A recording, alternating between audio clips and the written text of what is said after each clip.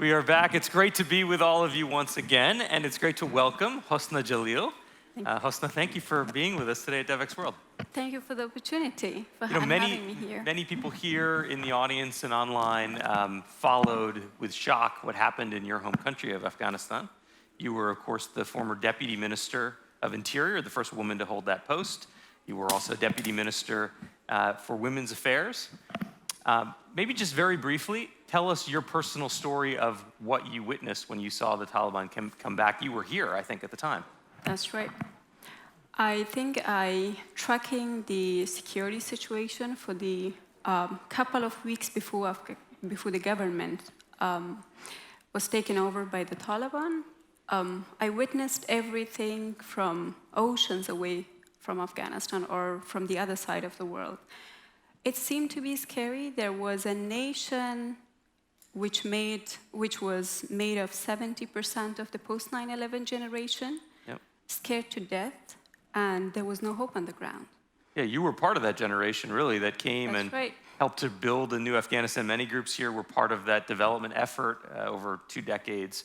I want to talk in a minute about where we go from here, given the circumstances, but do you have any lessons from that huge effort and maybe some of the failures that came out of it? Any lessons for the development community more broadly? What did we get wrong in Afghanistan?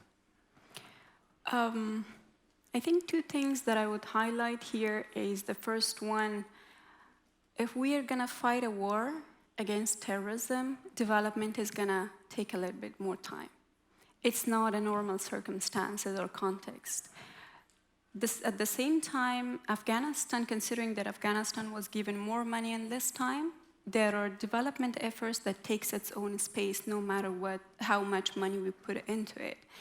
So with money, patience sometimes really is a requirement for development to get the ultimate result or outcome. Did we try enough to build local institutions, or did you find that the development community came kind of in a parallel structure? What do you think happened in that sense? Initially, I think Afghanistan, the institutions, because it has been so new, so there was no capacity even in terms of services. But later, when we had the capacity in the government institutions, partially, which we don't expect them to mature in 20 years, of course, they take their own time again, but most of the implementing partners of the development agencies who put money in Afghanistan, they happen to create parallel structures or mini ministries inside ministries.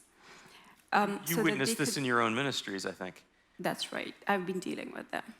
What was that like? Just describe it for the audience so they understand. Because there has been a rushed approach to implement the projects and get the outcome of it or deliver it on time. Most of the implementing partners, including the banks themselves, created inside the premises of the ministries, they created project management units, project implementation units, project management offices, which have been implementing the development budgets of those ministries, mainly either donor-funded ministries or development ministries, which develop with development projects. And they've been working quite parallel to ministries, from the operating, I would say, task forces to the project implementation teams.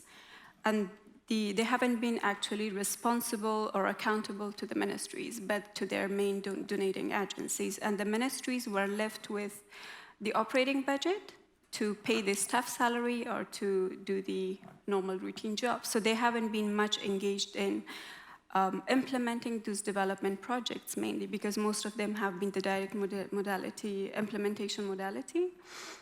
And I would say Afghanistan's ministries have been considered mostly as a beneficiary and less of a partner. You mentioned to me at one point that the advisors were called advisors, but they actually were more like implementers. That's so right. The advisors have been the doers. And in your experience, you would have preferred for them to just be advising you and your colleagues in the ministries? I think that's how capacity is built. Now, advising is more difficult than doing it, but that's how capacities are built. Another mistake you mentioned to me was a sense, again, coming from overseas, well-intentioned, but that we would focus our development efforts in certain key places only and miss many other parts of the country that you thought were neglected and should have been served. That's so right, because of the two very, because I've been serving in a portfolio which also covered the donor coordination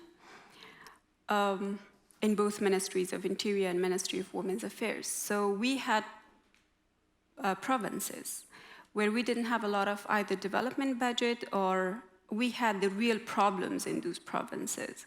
But the two main issues that most of our implementing partners, donor partners, have had was first, security situation, second, it hasn't been part of their scope. So the scope of most of the projects have been limited in 5 major provinces. Later, they extended to a couple of other provinces, but there has been more than half of the provinces where we didn't have most of these projects extending their scope to those provinces. So there are some key lessons learned, but where do we go from here? Now the Taliban is back in charge. How do you expect the situation there to unfold? Well, I think the situation has gotten worse than what it was last August in terms of the humanitarian crisis we have on the ground and the human rights violation we have on the ground.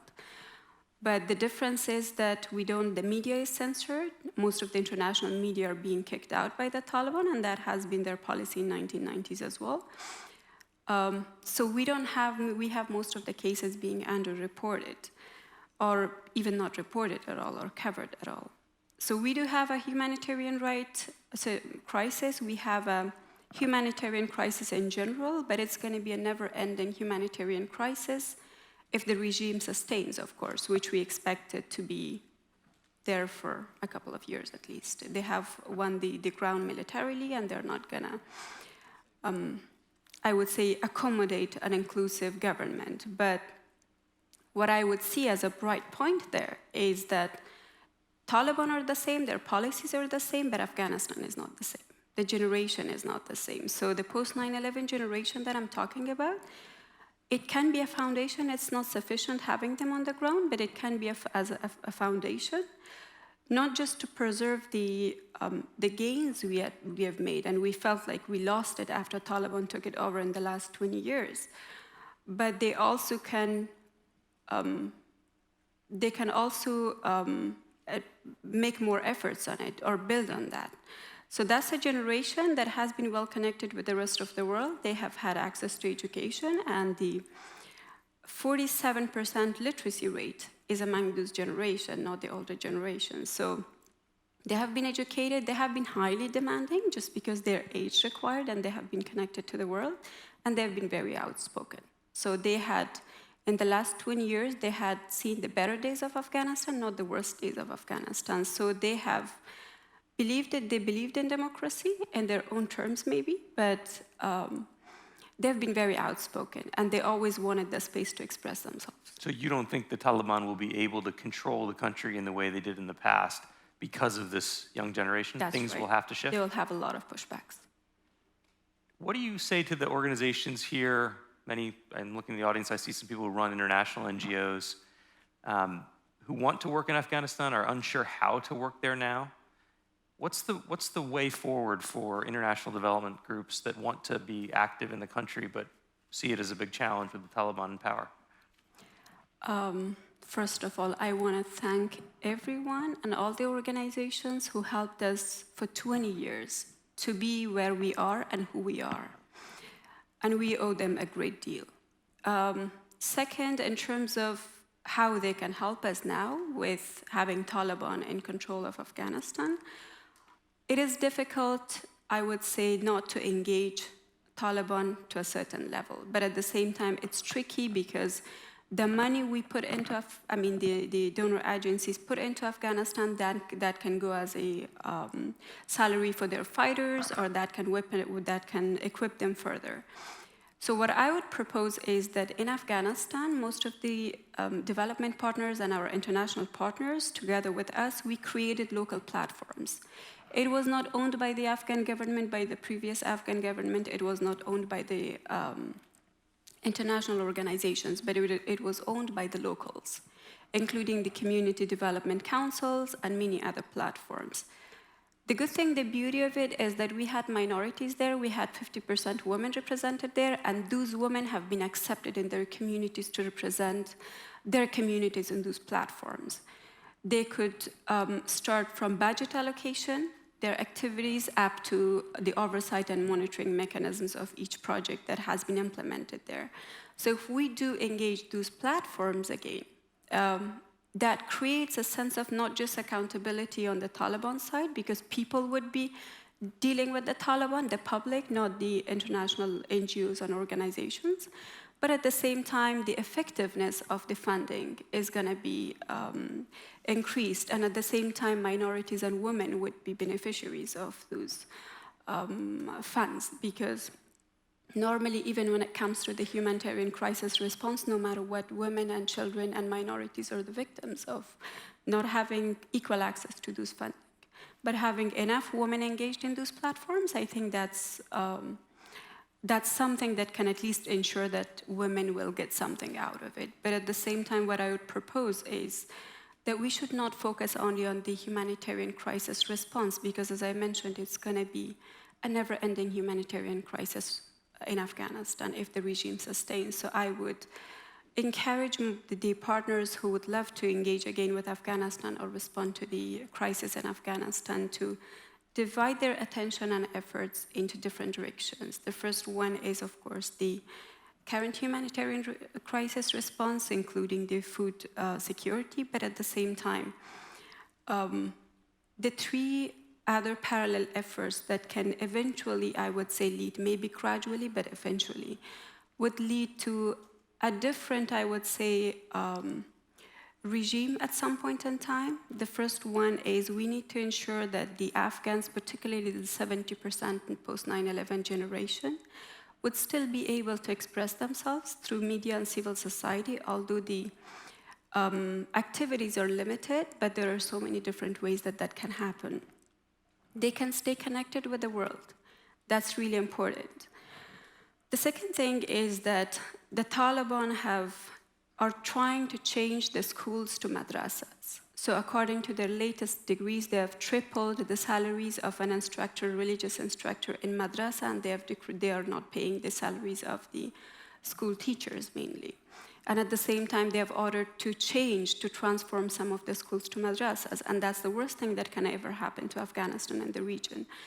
So with the boys, that's something that I can see that they're gonna end up going to madrasas and not to school. With the girls, they've started leaving the primary school and the higher education, but taking out the middle of it, which is very strategic.